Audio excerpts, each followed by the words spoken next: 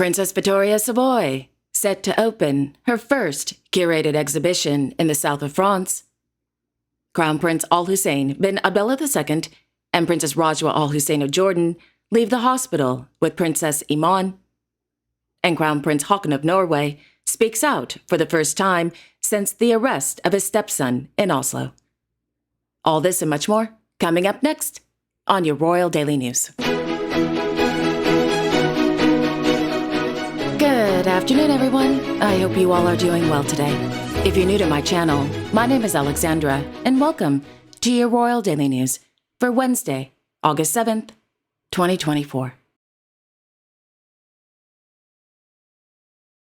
In last evening's episode, I reported that Mr. Marius Borg HØIBY was arrested, taken into police custody, and placed in solitary confinement on Sunday for allegedly physically and psychologically attacking a 20-year-old woman at an apartment in Oslo.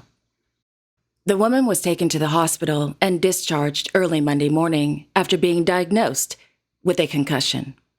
Mr. Borg HØIBY, who fled the apartment and was arrested at another apartment, was charged with bodily harm and damage. In Chapter 25, Section 271 of the Norwegian Penal Code, bodily violation is defined as follows. Quote, anyone who commits violence against another person or physically violates him or her in any other way is punished with a fine or imprisonment up to 1 year. In Chapter 25, Section 272 of the Norwegian Penal Code, serious bodily harm is defined as follows.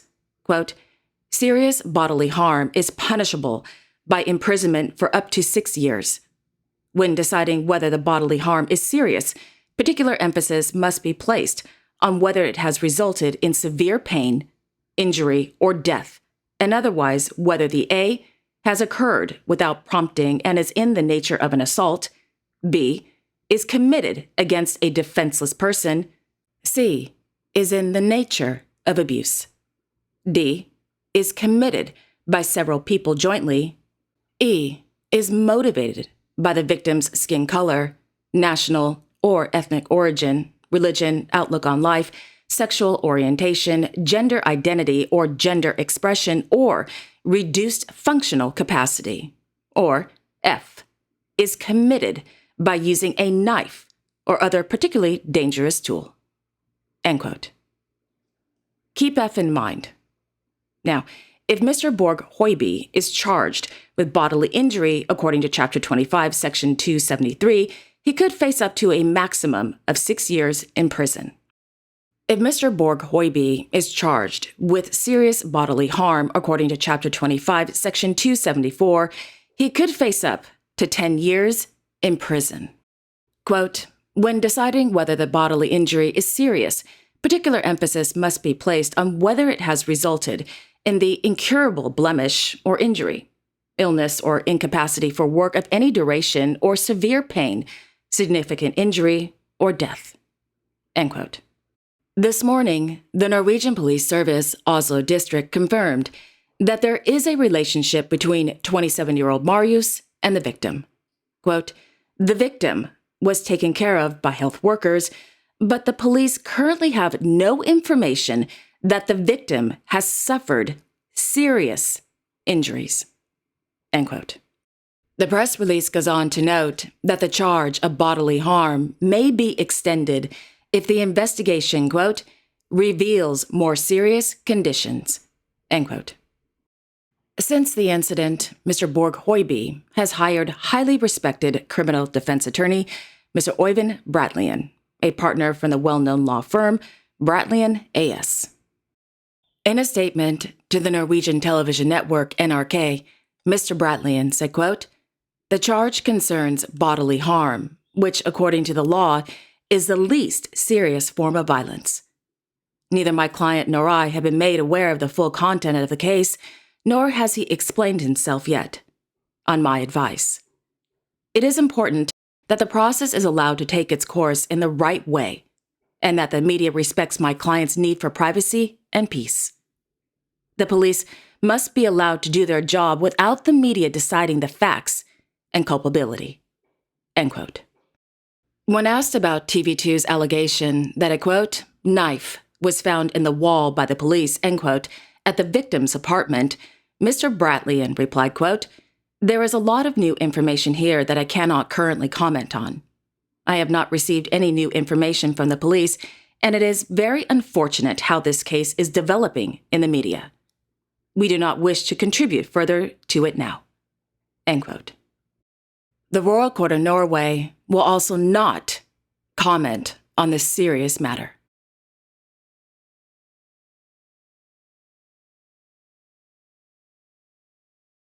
Meanwhile, His Royal Highness Crown Prince Haakon of Norway, who is in Paris to support Team Norway during the Summer Olympic Games, spoke to the press about his stepson Marius this afternoon.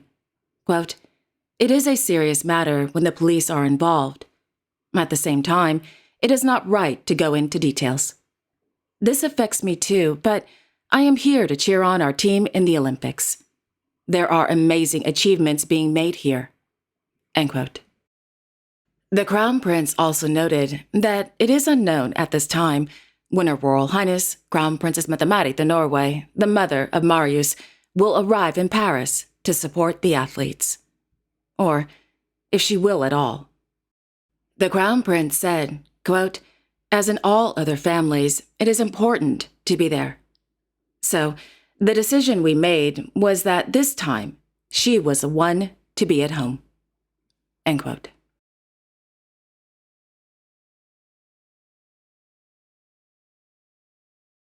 While the Crown Prince of Norway was speaking with the press, His Majesty King Felipe VI of Spain attended the men's sport climbing boulder and lead semifinal at Le Bourget sport climbing venue.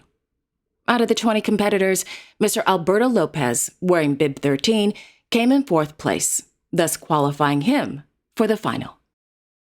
Thereafter, the king attended the men's 800-meter round 1 race at the Stade de France.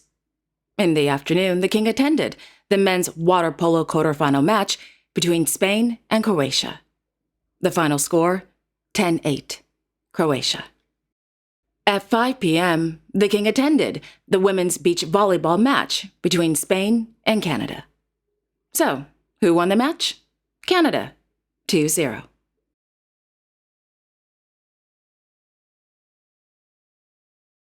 Just outside the city center of Paris, His Serene Highness Prince Albert II of Monaco, along with his niece, Her Royal Highness Princess Alexandra of Hanover, visited the headquarters of the Croix-Rouge Française.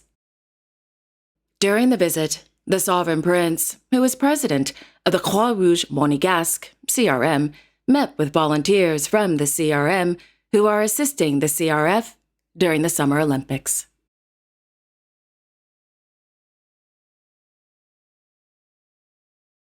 In Amman, their Royal Highnesses, Crown Prince Al Hussein bin Abdullah II and Princess Rajwa Al Hussein of Jordan left the King Hussein Medical Center this morning with their newborn daughter, Her Royal Highness Princess Iman bint Al Hussein bin Abdullah II of Jordan. The little princess was born on Saturday, August 3rd, 2024.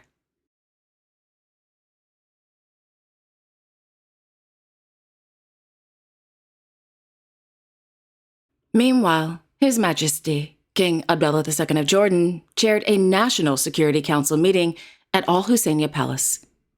According to the Royal Hashemite Court, the meeting focused on the current regional developments and escalation in the region.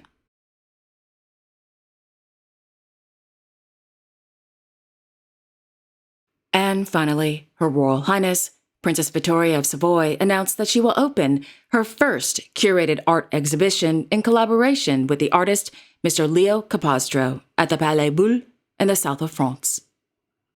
The exhibition will open on September 7th, 2024. Okay, it's time for me to go surfing.